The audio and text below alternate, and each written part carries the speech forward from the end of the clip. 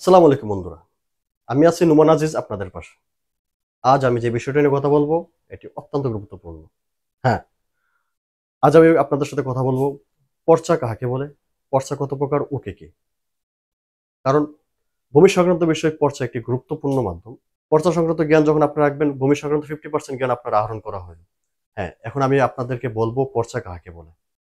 ভূমির পর্চা হলো সরকারি কর্তৃক প্রস্তুতকৃত খতিয়ান বা রেকর্ড অব রাইটস, যাকে আপনার সংক্ষিপ্তভাবে বলে ROR, যেখানে কোনো ভূমির মালিকানা, দখল, জমির শ্রেণী, পরিমাণ, ব্যবহার দাগ, নম্বর ইত্যাদি বিস্তারিত তথ্য লেখা থাকে। অর্থাৎ এটি হলো জমির মালিকানা ও দখলের প্রমাণপত্র। হ্যাঁ বন্ধুরা, এটি হচ্ছে আপনার ভূমির মালিকানা। আপনি ওই ভূমির মালিক কিভাবে হলেন ওই বিষয়টার একটা জাস্ট একটা অনুলিপি। হ্যাঁ, পর্চার প্রকারভেদ। এখন আমরা জানবো পর্চার প্রকারভেদ, পর্চা কত প্রকার ও কি কি। বাংলাদেশে পর্চা হচ্ছে 4 প্রকার।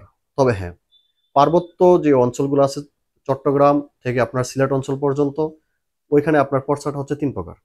কারণ ওইখানে আপনার সিএসটা নেই। ওই বিষয় নিয়ে আমি আরেকটা ভিডিও তৈরি করব, বিস্তারিত আমি ওই ভিডিওতে বলবো।